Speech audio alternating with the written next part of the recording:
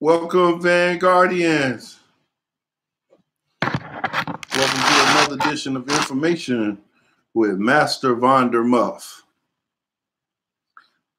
Today's puppy tip is about printing with the proper tools.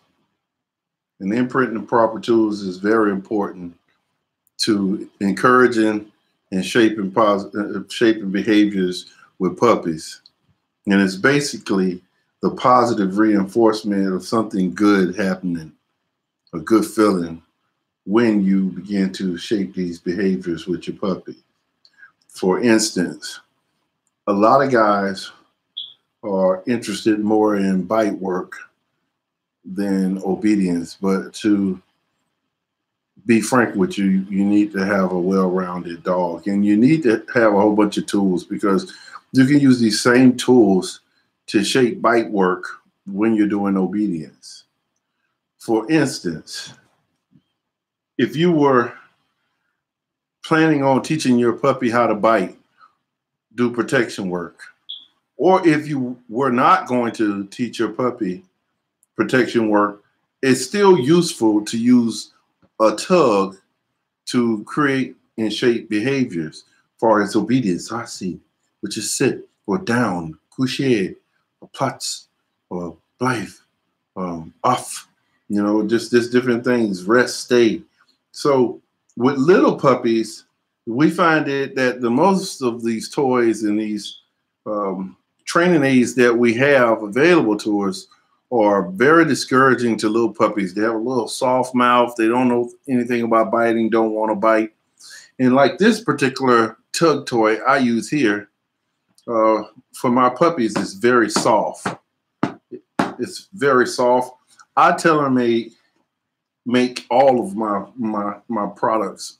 Everything I use in my videos, none of it I buy from the store. Everything is made right here in my workplace. So today's video is about telling you the right tools to use. Well, basically, that's in a nutshell. It's about using the right soft material, durable, and can last for a long time. Because you want your puppy to have a positive response when you tell him to bite. And to get a positive response, you're going to have to also make it rewarding and fun and doesn't have any stress on the dog as far as biting a hard item. That's almost like saying, if you was to take this particular here jute, that's hard. Now this is soft enough for puppies that are biting pretty good, probably 5 or 6 months old, and they can get their mouth on it. That's a little wide for some tiny little puppies. That's just too much to chew. That's just too much to put in their mouth. But when you're talking about a 5, 6 month old puppy, this is just fine. Now, when we start talking about an adult dog, this is a hard mouth adult dog. That's when you start feeling pressure and you're saying, hey, man, I want something a little bit more stiffer, or I want to put a pad behind this. So I wouldn't use this for a small puppy. And in fact, I don't even use this on Eli, because when I want my dog to bite, I don't want to discourage the puppy. I want the puppy very happy about doing what he wants to do, what he's bred to do. I want him to feel comfortable with doing what I ask him, and I want him to feel like, hey, I can put my mouth on this. This is just easy. This is soft. This is good. This feels good. Shaking it up and biting and pushing. Well, to get that reaction, you're gonna have to use the right equipment. See that? That's where I use my own equipment. So I test it on my dogs. I test it. I see how it feels. So something like this you would use on small little 8-week-old puppies, and pull it out, up to 5 or 6 months old, and every now and then. This is something I create. These only cost about, I sell these for like maybe $8. A little soft one, $8 to $10 with shipping. I also make these right here. These are a little bit more, it's different material. Then I sew and make these spots where It's like target spots. Can't really see, it's kind of old. Here's another one right here that I'm creating on the board right here. Now, this one here, I can use this 2 different ways. It's a little tight around the edge here, so I can kind of put it in a jacket. About, you know, you get someone young. It has a pull sleeve in the inside, and I can pull, and I just want to cover up a piece of my arm, and I'm doing some silver work, and it's real soft. It's real soft.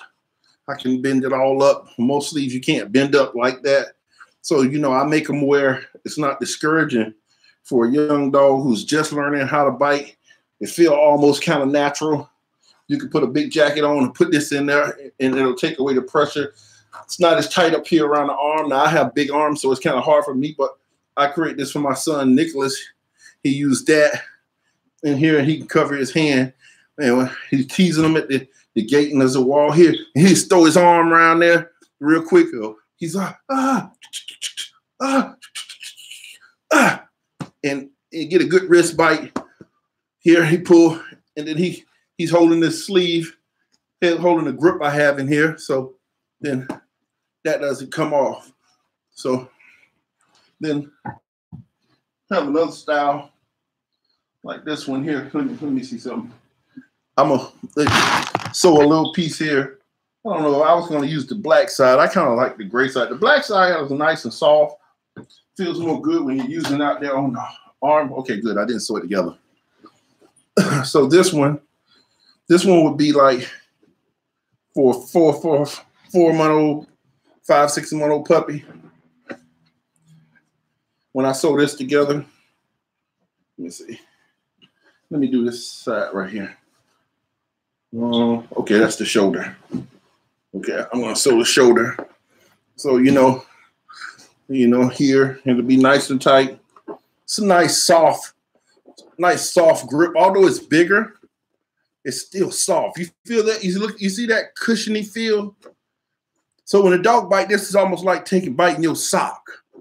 Or you got on jogging pants. You see that? Same material I use on this, but my stuffing isn't. It's just limited stuffing in there. Just limited, you know. It's real soft, seems natural. It's like a natural bite. Or I want to make it last a little bit longer. I use this side right here. You know, I have adult dogs bite these sleeves a lot, and no hole comes through it or anything like that.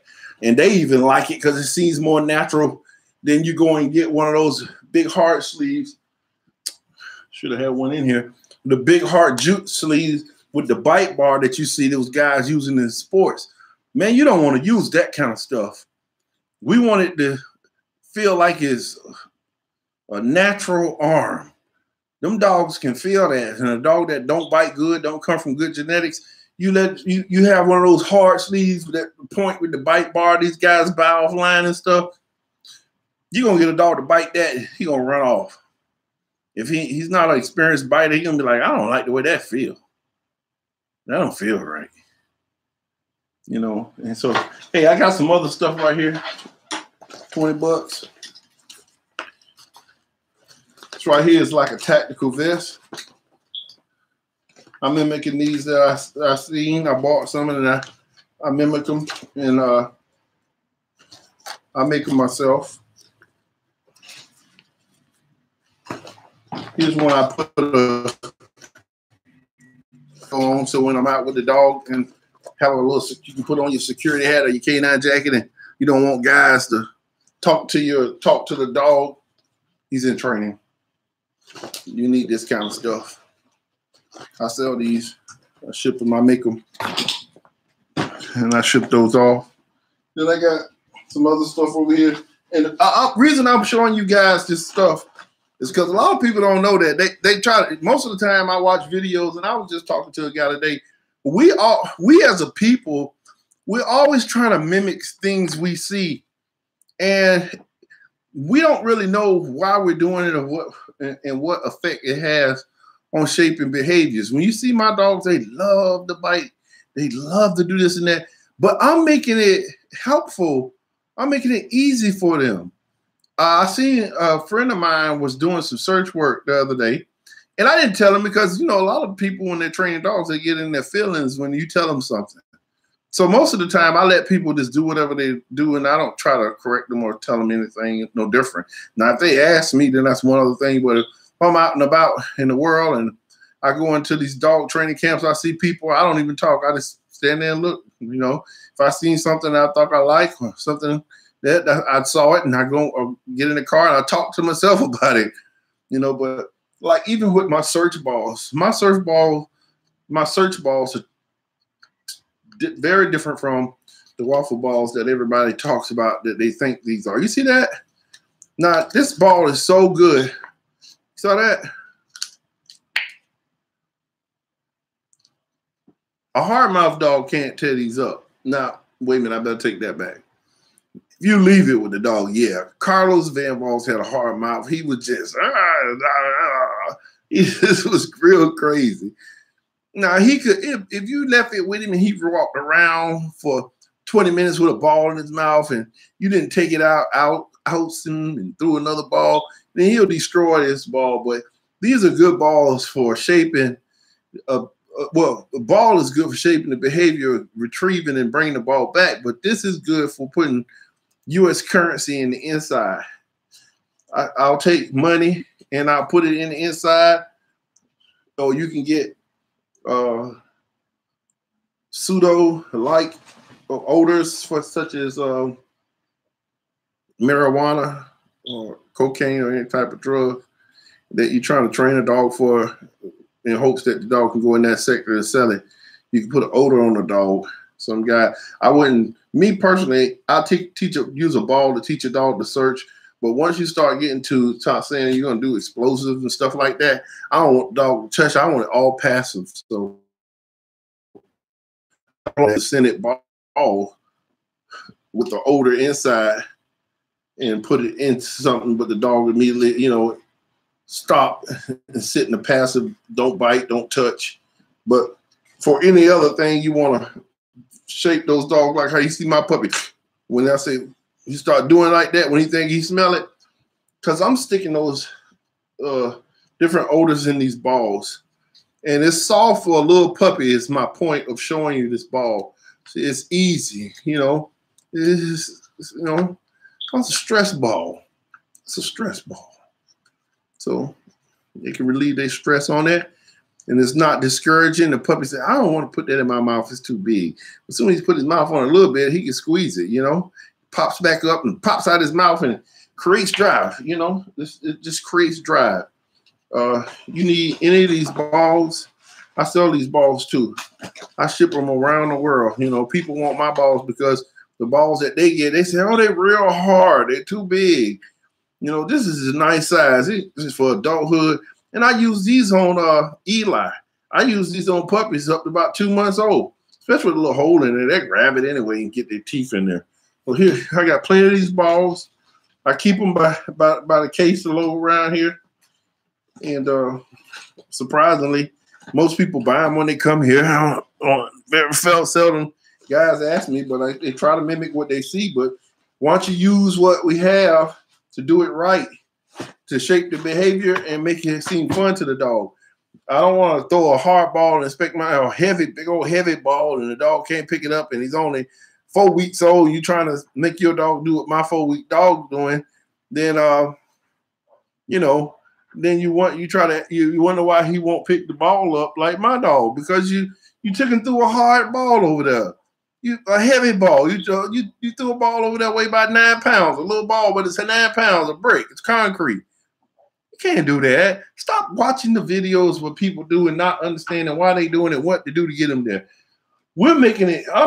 Myself personally, I make it as easy as possible for my dog every time, and I do that until he learns and understands the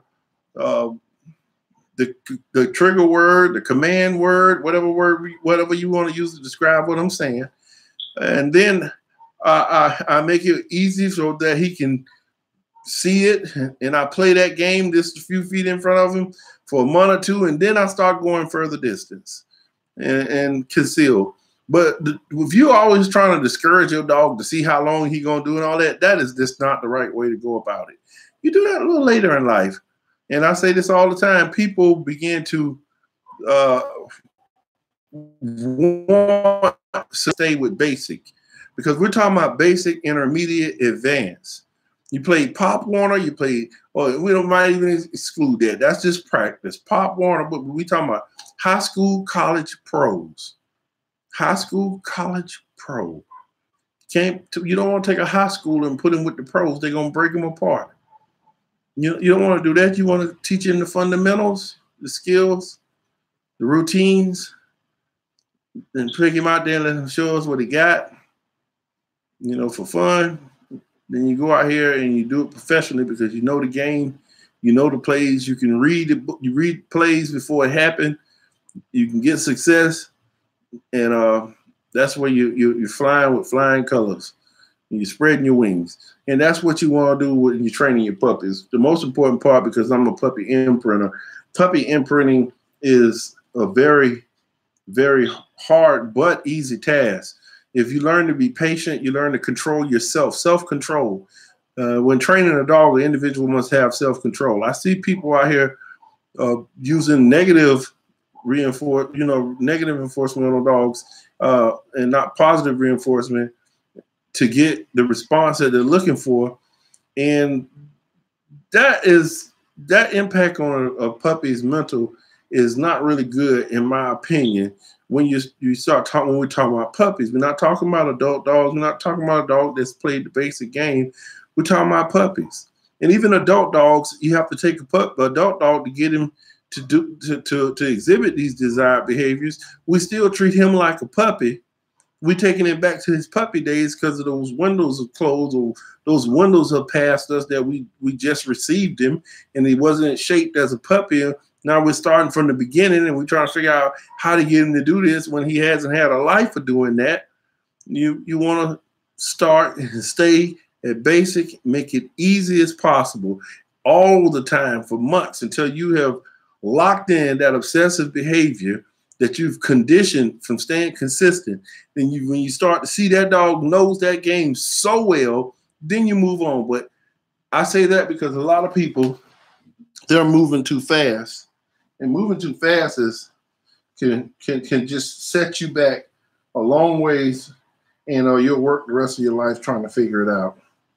So the best part is to get some of these tools that I'm creating. I can tailor-make these exactly for your puppy, for you. If you want something specifically, your dog has a hard mouth or a soft mouth, or he's 8 weeks old, or he's 10 weeks old. Excuse me, I have to stop that phone from ringing. Or he's 6 months old, and or he has a long mouth, or he has a short muzzle, or he doesn't have teeth at all. And then I create these sleeves and these tug toys for your puppy. And that's all you have to do. I'm gonna put one together. I think I'll put it together on this side. I like the way the black look, but I like the gray side because I keep it durable. I keep it strong.